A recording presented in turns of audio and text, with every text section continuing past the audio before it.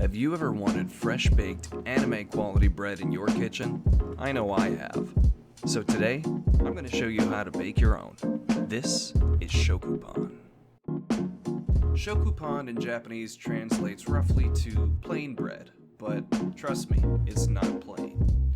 To start off, we're going to need about 300 grams of bread flour, 14 grams of dry milk, 50 grams of granulated sugar, 2 grams of salt, 10 grams of baking yeast, 1 large egg, 113 grams of whole milk, and 57 grams of butter. But before we combine all of that, we need to make the tazong. The tazong is what makes the shokupan really chewy, moist, and cloudy. So to do that, we're going to add 14 grams of bread flour, 43 grams of whole milk, and 43 grams of water. All of that's going to go in a pan and on the stove on medium heat. Now, this is going to take a couple minutes, so really sit there and stir it constantly until it's nice and thick. We'll put the tazong aside for a minute. Then, we're going to go ahead and add all of our ingredients together. Speaking of ingredients, a special note about salt. You don't want to put salt and yeast together. So over here on the right side, I'm going to put my yeast, and on the left, I'm going to put my salt.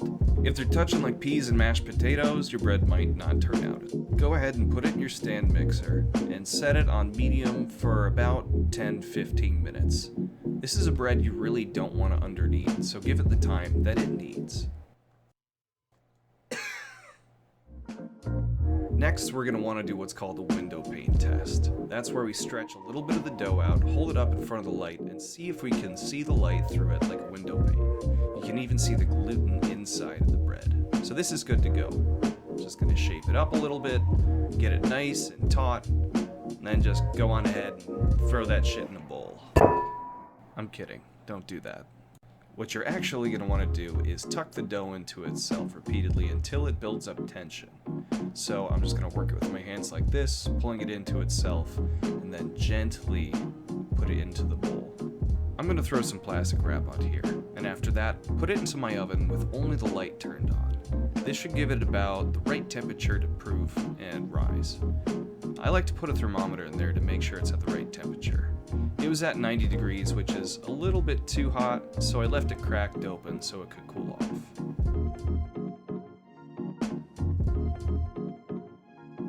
Your dough is going to need to stay in there for about an hour to get a proper rise. So, during this time, you can clean up the bomb that went off in your kitchen.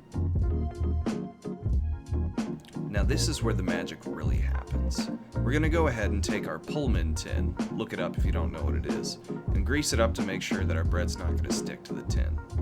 From there, we're going to take it out and divide it into 4 equal parts. You can also do 3, but I feel like 4 is just a more satisfying number. Once you get it into 4 equal parts, we're going to take the piece and flatten it out. Fold it into the middle, and then fold that side over that side. Flatten it out, fold it in the middle, and roll it up. We're going to want to make sure we got that nice looking spiral. That's going to mean we have a nice tight bread. We'll repeat the process again, folding in the middle, folding over, flattening that out, folding in the middle, and rolling it up. I'm going to go ahead and speed through these last 2. You get the idea.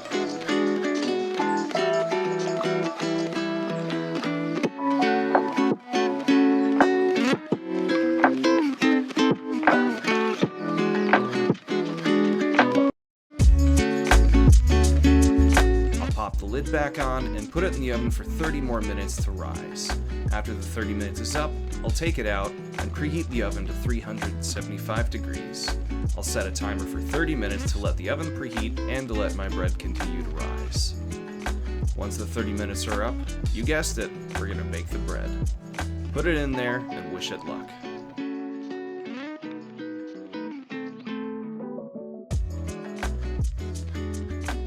After about 30 minutes in the oven, we're going to take it out and see how we did. Not bad. I guess everything really did go according to plan, though.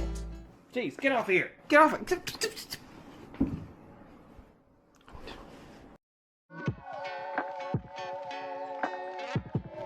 I'm going to go ahead and cut into the bread and let it speak for itself.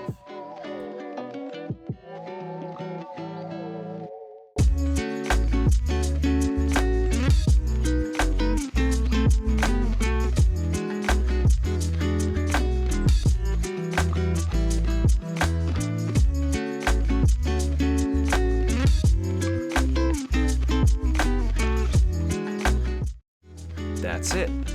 Now you know how to make soft, fluffy, delicious shokupan anytime you want. If you made this recipe, let me know down in the comments. Make sure to give this a thumbs up and hit that bell for notifications. See you next time. What? What is this? What is this? Are these nibble marks? Who did that? Oh, I know who did that. You! Shame on you! You little bread munching bandit! You feel good about yourself? Probably do after all that bread. You little asshole.